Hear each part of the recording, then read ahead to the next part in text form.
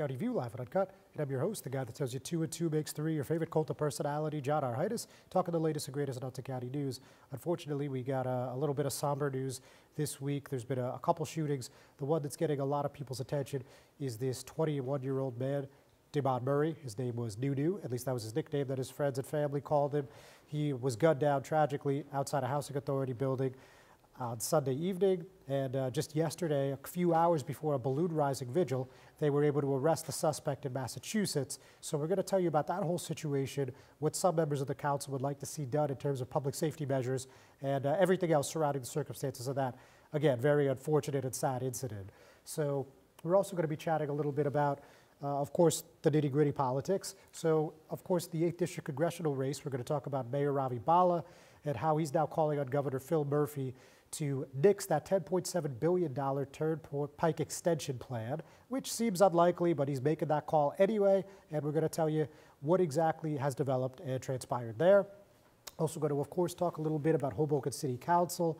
You know, they're going to vote on some new art pieces tonight that has some members of the community up in arms. Then we're also going to talk about the Gateway Tunnel project. There's a new report out that has some encouraging numbers. We're also going to chat a little bit about what's happening with the New Jersey Economic Development Authority, the city of Jersey City, and that French museum might be in jeopardy. So we're going to talk about all that and a whole lot more right after this word from our sponsors.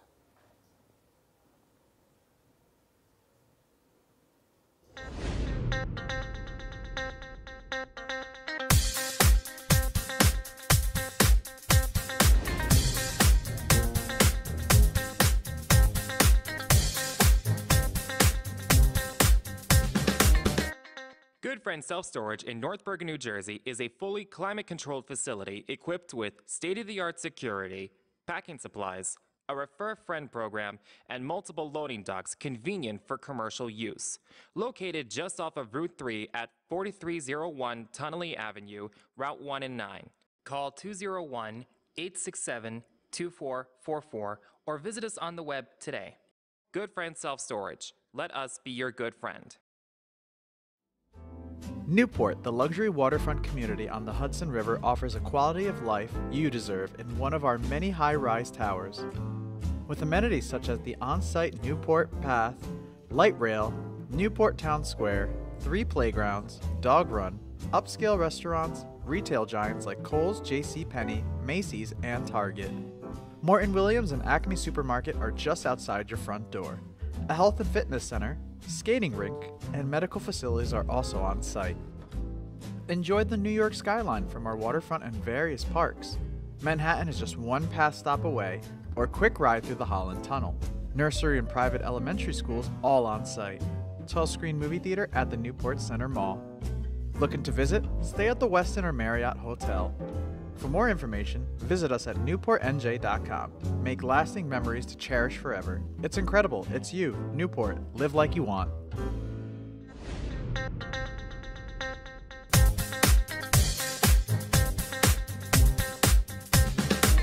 Burns Brothers Memorials, Monuments, and Markers, 787 Tunnelly Avenue, Jersey City.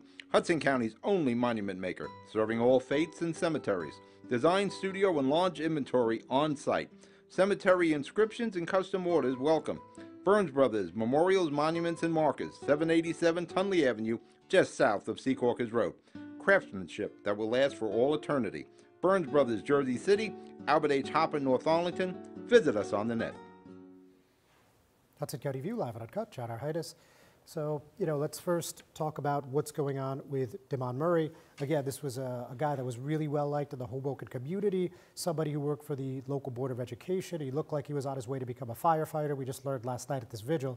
And he was also someone that was a standout high school athlete who excelled at basketball and football, actually was a walk-on football player at Rutgers University. And he took a semester off to help his parents, and due to circumstances that are still unclear, ended up being gunned down in the prime of his life on Sunday night. So just, you know, really, really sad to see and really just sad to hear. Not much else I could say there. But just a couple hours before this balloon rising vigil took place, we did hear from the Hudson County Prosecutor's Office, and we find out that Albert Morales, he's 33 of North Bergen, ended up being charged with the murder and is facing weapons charges as well, obviously. And he was actually arrested, though, in Chicopee, Massachusetts by members of the Massachusetts State Police, and he's going to remain in custody pending extradition to New Jersey. And a source with knowledge of the situation tells me, this was subsequently after the story came out, that actually he ended up being caught because he left his cell phone on. So that's an interesting turn of events, certainly, if that is true. But as far as the details of what happened, you know, we're pretty light on them right now, but from what I can tell you, shortly after 11:30 p.m. on Sunday, that was April 28th, the Hoboken Police Department received a call about a shots fired incident in the area of 320 Marshall Drive. And long story short, a 21-year-old man, later identified as Demond Murray, was transported to the Jersey City Medical Center in a private car, and he was pronounced dead just after midnight.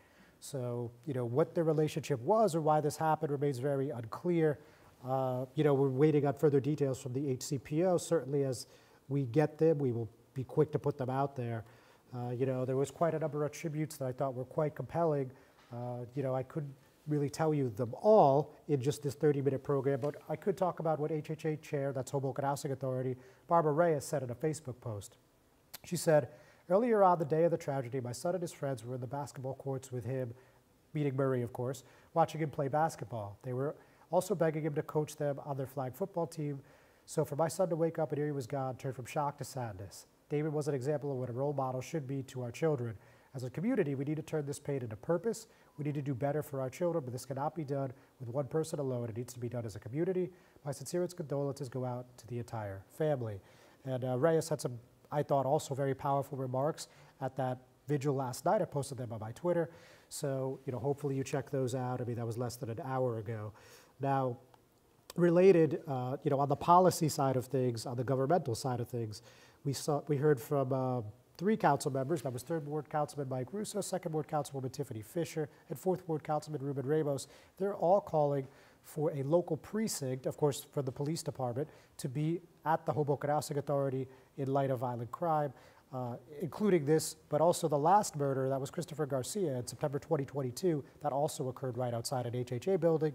So now we have those calls. The first one to say this was 3rd Ward Councilman Mike Russo, and he said, as councilman and HHA commissioner in Hoboken, and given the increase in crime in the tri-state area, I believe it's time to revisit the use of local precinct ASAP. So he kept it pretty short and sweet. This was something that used to happen over a decade ago, but ended approximately 2016 after the U.S. Department of Housing and Urban Development, many of you know them as HUD, decided that public housing authorities could not pay for this extra security essentially out of their budgets. Now, Fisher, in a response actually on X, on Russo's thread, said the HHA previously gave Hoboken $500K per year to fund it, and then HUD changed the rules and couldn't provide any longer, so Hoboken pulled out. It was one of the first things I faced in my first year on the city council. We definitely should put it back. HHA residents want it. As far as Ramos goes, we chatted a little bit via text, and he said for years we had a local precinct located in the HHA. It's definitely time to revisit that approach. In spite of the city helping to fund nearly 400 cameras throughout the HHA, that isn't enough. We need a proactive, hands-on approach. Now, how realistic is this to return? Well, I guess it looks like it has a shot. I mean, how good of a shot remains unclear, but when I reached out to public safety spokeswoman Marcy Rubin, here's what she said. Mayor Bala and the Public Safety Department are open to any and all ideas to keep residents safe and look forward to discussing the proposals with the City Council and members of public safety. Now, actually, another important point that just happened at this balloon rising last night, you know, we heard from Mayor Ravi Bala for quite a bit, and he had one really powerful portion of his speech I wanted to share. Now, he said, as I mentioned, that Murray wanted to become a firefighter. He said he had a career of public service ahead of him. It's all gone to gun violence. It's all gone to violence. I'm responsible for that. We're responsible for that. We're all responsible for that. As your mayor, I take ownership of what happened because the buck stops with me. So I've got to figure out how to do better. We just got to let love conquer hate and good conquer evil, but it's not easy. So obviously this is something that has people really feeling a certain kind of way. So we're going to see what kind of public safety measures get initiated, if anything, in the aftermath of this, again, just terrible set of circumstances. So with that, folks, we're going to take another quick break. When I come back, I'm going to be joined with Jersey City mayoral candidate Mussab Ali. See you in a few moments.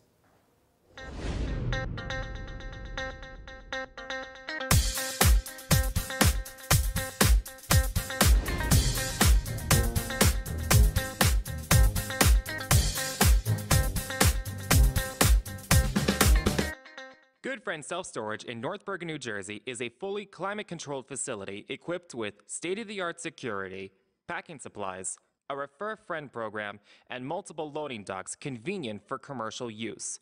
Located just off of Route 3 at 4301 Tunnelly Avenue, Route 1 and 9. Call 201-867-2444 or visit us on the web today. Good Friend Self Storage. Let us be your good friend. Newport, the luxury waterfront community on the Hudson River, offers a quality of life you deserve in one of our many high-rise towers.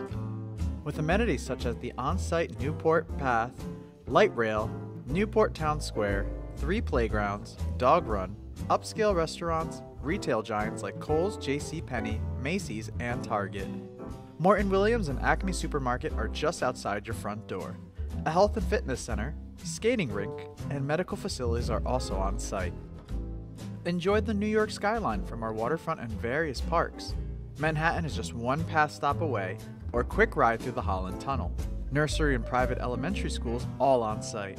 12-screen movie theater at the Newport Center Mall. Looking to visit? Stay at the Westin or Marriott Hotel. For more information, visit us at newportnj.com. Make lasting memories to cherish forever. It's incredible. It's you, Newport. Live like you want. Burns Brothers Memorials, Monuments, and Markers, 787 Tunnelly Avenue, Jersey City. Hudson County's only monument maker, serving all faiths and cemeteries. Design, studio, and launch inventory on site. Cemetery inscriptions and custom orders welcome. Burns Brothers Memorials, Monuments, and Markers, 787 Tunnelly Avenue, just south of Secaucus Road. Craftsmanship that will last for all eternity. Burns Brothers, Jersey City, Albert H. Hopper, North Arlington. Visit us on the net.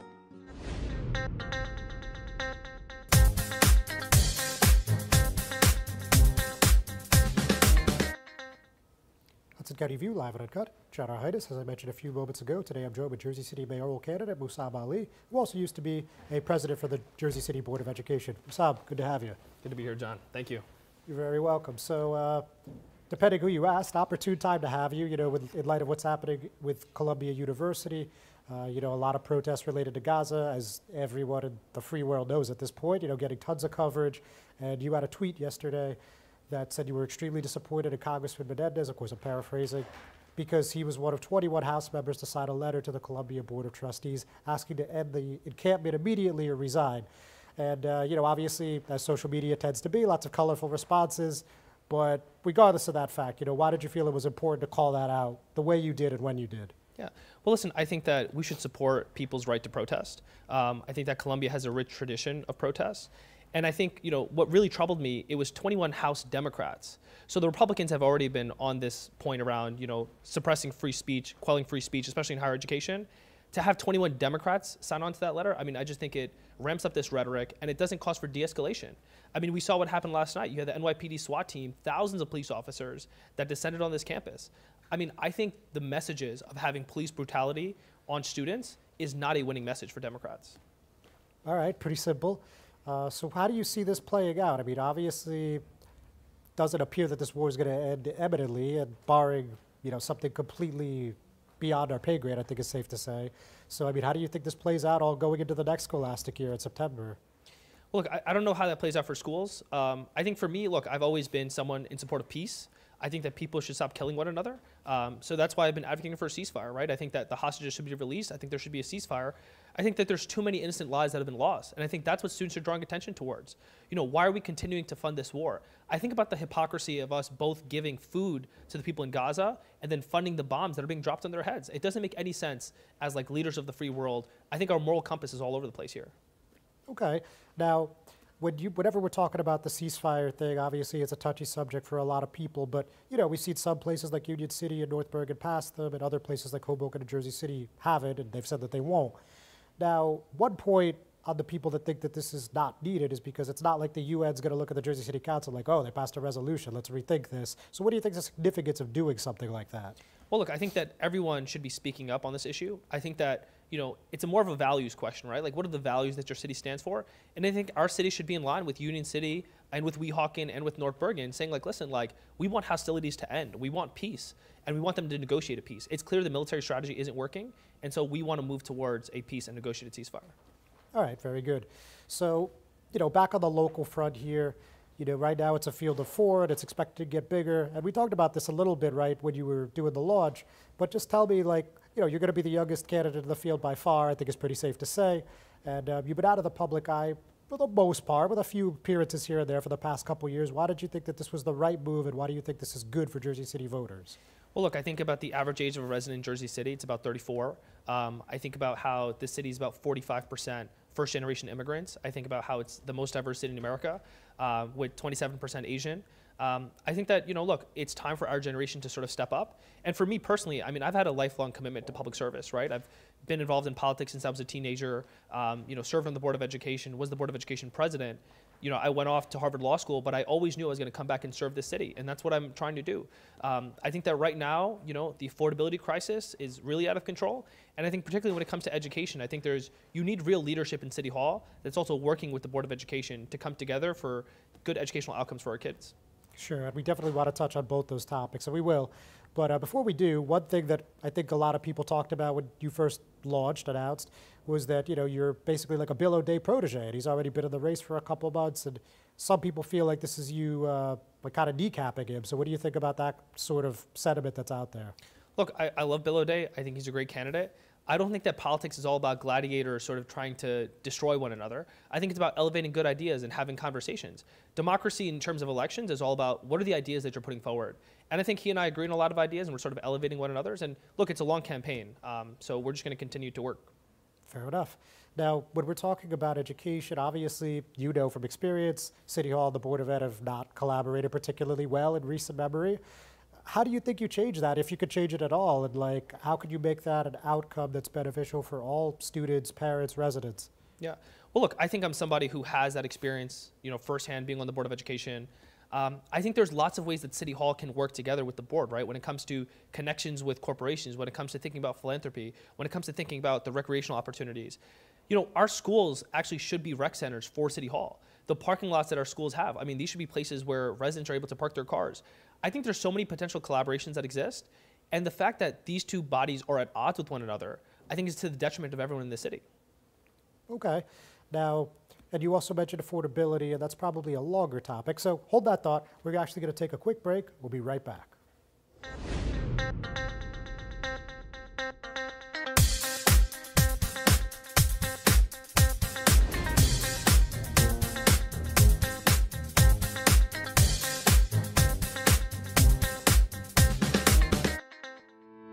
Panepinto Properties, Jersey City, shaping the workplace with state-of-the-art office spaces and addresses your company desires.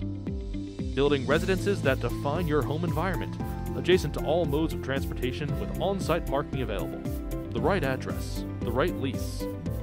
Call 201-521-9000 or visit online at panepintodevelopment.com. Panepinto Properties, building Jersey City for everyone. Good Friend Self-Storage in North Bergen, New Jersey is a fully climate-controlled facility equipped with state-of-the-art security, packing supplies, a Refer Friend program, and multiple loading docks convenient for commercial use. Located just off of Route 3 at 4301 Tunnelly Avenue, Route 1 and 9. Call 201-867-2444 or visit us on the web today. Good Friend Self-Storage. Let us be your good friend.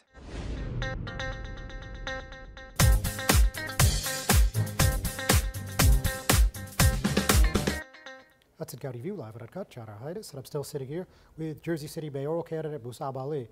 So, Mussab, now affordability, obviously a lot of people talk about, gentrification here and how people have gotten priced out.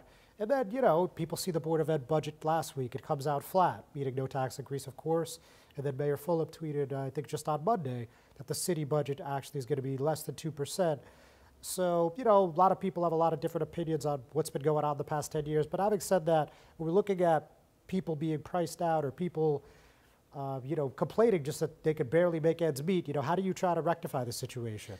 Look, I think there's a couple things we're going to come out with in our housing policy this month. I think more broadly, though, one of the things we have to think about is what is the housing stock that we're building? And the fact is, we're building mostly luxury units, right? We're not building workforce housing. We're definitely not building enough affordable housing. But even in the affordable housing, one of the first things that I propose that we should do is we should include in our ordinance that when affordable housing is built, Jersey City residents should get first dibs. I mean, it's shocking that that's not already something that pre-exists. But in Newark, they did this resolution where for the first 90 days, only Jersey City residents will be able to apply for the affordable housing. So this helps with the displacement, it helps to maintain community ties. Something else that we need to do is we need to tackle a lot of these private institutional actors that are buying up single-family, multifamily homes. And so something else that I'm proposing is that we should have an LLC transparency bill so that places like BlackRock and Blackstone that are buying up these homes, you actually have to know who are the owners of these properties. They have to list a name in order for them to get the deed. This is also happening when it comes to, I talk to people who are being evicted from their homes. When there's different LLC landlords that are out of state, they're sort of moving and shifting this LLC ownership and shirking their responsibility as landlords. We need to make sure we know who these people are who are owning our homes and making sure we're enforcing all the different codes that we have. But look, there's a lot of things we have to do in terms of affordability, but I think there is a big pressure on housing. And I've been doing research on housing for the past year. This is what I do at Rutgers Law School. When I was at Harvard Law School, I worked in the housing law clinic, fighting against people who are being evicted from their homes. So I'm someone who's like knee deep in this research and will continue to talk to residents as we go through this campaign. All right, very good. Now, not anything to do with affordability, but we just saw Friday, there was this big thing about the New Jersey Economic Development Authority coming out and saying the Pompidou doesn't look financially feasible right now. We need another plan. If you can't do something about this $19 million shortfall, then we might have to move on to something else. What do you think of this project, and do you think this is something you would like to see move forward under your administration? Look, I'm not the biggest opponent of the Pompidou, but I think generally as a city, when you're thinking about development, you have to be thinking about who are you developing for, right? Like when you're putting a French museum in the middle of Jersey City, is that for the residents of Jersey City, or is that for a conventional resident that you think about from somebody else, from somewhere else? And so I think that it's really important to talk to residents about what are the needs in our community, right? What are the things that they need? And for me, growing up here, like I don't see a French museum as something that people of Jersey City are really clamoring for. I think there's lots of different ways to even integrate the art community here in Jersey City. We're talking about the millions of dollars that have to be spent. I just don't know if that's something that we can afford. But if we are building towards the art scene, why don't we reinstill a Jersey City Arts Museum? Why don't we invest in the arts community that's here instead of importing something from Europe? A novel concept. So now, talking back at the Board of Education for a moment, if I may. Now, when you're looking at this whole thing that's been transpiring since the end of February, with the former president, Natalia Ayufi, and then the new president, Dejan Morris, and then the vice president and not vice president, Eunice Barkuch, and the whole thing with Eid, we could go on for a really long time that exceeds half an hour. What do you think of everything that's transpiring? And if you were still there, or if you were in the mayor's seat even, one or the other, like how would you navigate through these waters? Well, look, when we were on the Board of Education, we had a very different set of circumstances, right? We were in the middle of the pandemic. We had a $70 million cut from the governor's office, and we were fighting to reopen our schools. I was also dealing with a personal health crisis. We couldn't afford to just have this politics in terms of Game of Thrones and who's going to hold the crown. We had to really work towards issues, and we had a lot of initiatives that we launched. We canceled student lunch debt. We increased minimum wages. We started a participatory budgeting project. And so I think this Board of Ed needs to go back to focusing on ideas instead of focusing on the power politics of who's in charge. That makes sense, oddly. So now another thing about the politics of the mayoral. Now, obviously, former Governor McGreevy's done a great job fundraising. It's got, give or take, about $1.4 million to date. Certainly, he's spending a lot.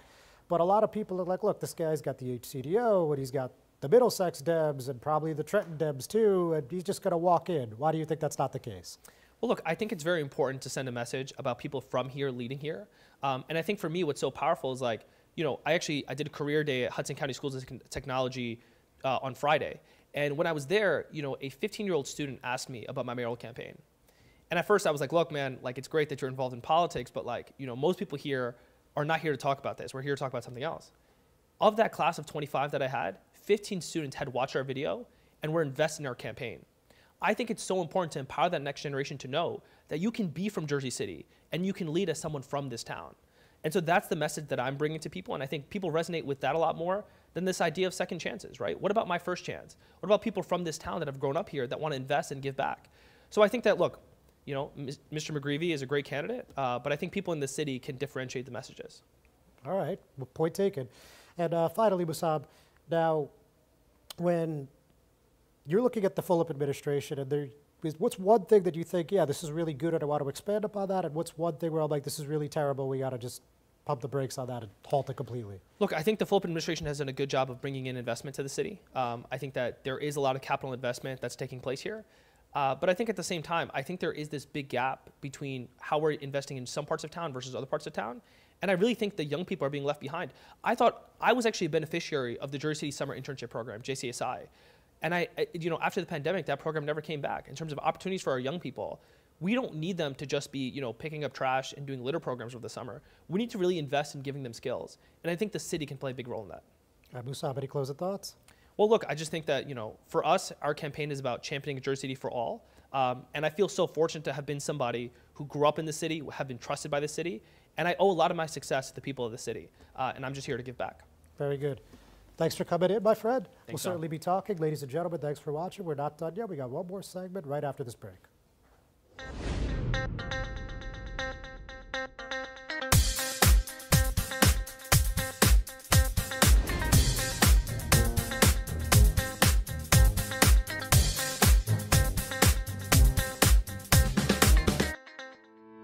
Panepinto Properties, Jersey City, shaping the workplace with state-of-the-art office spaces and addresses your company desires. Building residences that define your home environment, adjacent to all modes of transportation with on-site parking available. The right address, the right lease. Call 201-521-9000 or visit online at panepintodevelopment.com. Panepinto Properties, building Jersey City for everyone. Good Friend Self-Storage in North Bergen, New Jersey is a fully climate-controlled facility equipped with state-of-the-art security, packing supplies, a Refer Friend program, and multiple loading docks convenient for commercial use. Located just off of Route 3 at 4301 Tunnelly Avenue, Route 1 and 9. Call 201-867-2444 or visit us on the web today. Good Friend Self-Storage. Let us be your good friend.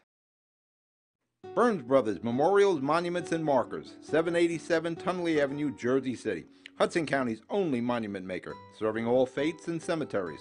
Design, studio, and large inventory on site. Cemetery inscriptions and custom orders welcome. Burns Brothers Memorials, Monuments, and Markers, 787 Tunnelly Avenue, just south of Secaucus Road.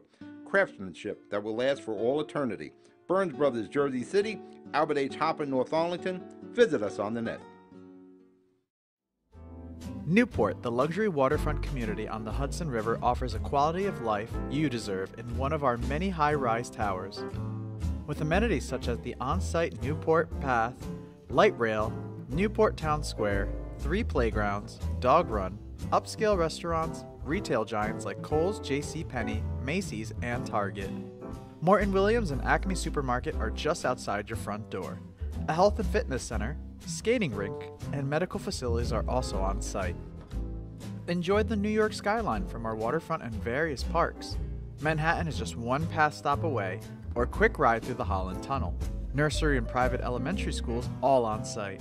12-screen movie theater at the Newport Center Mall. Looking to visit? Stay at the Westin or Marriott Hotel.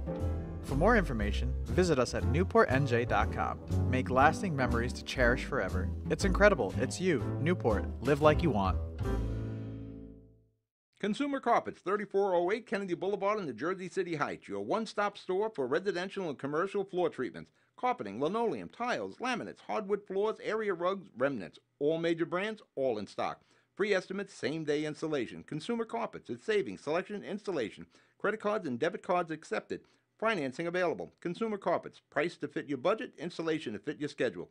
On the net at consumercarpets.com. Consumer Carpets, Jersey City, 201-792-27.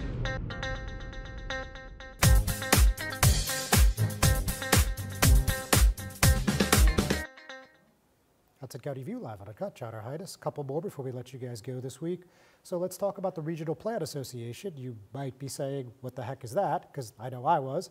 But they look at these large projects and investments, of course, on the transportation sector largely, throughout the country. And basically for this one, we looked at the Hudson Tunnel project, which we know is going to pass through North Hudson, and it's going to connect Hudson County with, and also part of Newark, into Manhattan with this new tunnel. So basically the report says that this is going to generate $19.6 billion in economic activity and approximately 95,000 jobs, and that's 20,000 more than what was initially projected. So obviously that's pretty good news.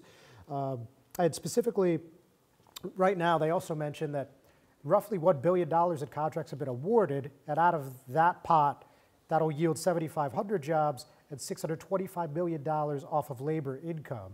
And now, mind you, this is not a cheap investment. This is a $16 billion project, and that includes anyone ranging from the state of New Jersey and the state of New York to the Port Authority, all giving different pots of money, mostly in the billions. So, with that said, for every individual dollar invested in public transportation, our economy sees a return of $4 in additional economic output, resulting in more jobs and higher incomes. The tunnel project will realize these long-term benefits by shortening travel times, increasing worker productivity, expanding the number of jobs that are accessible to residents of the region, the size of the workforce that employers can draw from. Tunnelly Avenue Bridge and Utility Relocation Project, that's of course in North Bergen, will open up construction access, enabling the new tunnel portal to connect to the New Jersey Palisades, as well as make for the tunnel boring machines to dig through the Palisades portion of the route. And there are two other major portions of the project going on right now. They're both in Manhattan, though. Hudson Yards Concrete Casing Section 3, Hudson River Ground Stabilization. So I think that one mostly speaks for itself. So we'll go on to the NJEDA and the Pompidou. Now, this project is moving largely through the Jersey City Redevelopment Authority, even though mostly you've heard Mayor Fulop talk about it, but it's going through the JCRA. And the head of the NJEDA, that's Tim Sullivan, wrote a letter to Diana Jeffrey, who is the executive director of the JCRA. This was on Friday. It basically said we need a new plan, like a new updated sheet of how this is going to work out, because right now there's a $19 million shortfall. If you don't fix it, we might have to put those funds elsewhere. His exact words, while we are eager to continue working with you on the CP by NJ project, which is Center Pompidou by New Jersey project, the annual operating gap remains too significant to release any funding at this time. And he continued that the $34 million in NJEDA funds allocated to the project has been withheld to date due to the lack of balanced sources and uses and operating plan. And without doing so, the state's going to move on to something else. So Mayor Stephen Fulop, I'm sure you guys saw, came out and said that this was pure retaliation for him endorsing U.S. Rep. Andy Kim over First Lady Tammy Murphy. The governor, in an unrelated press event yesterday, denied that there was any correlation. Speaking of Fulop in Jersey City, just very quickly, he had a Senate meet and greet, basically like a Q&A, specifically called it a town hall.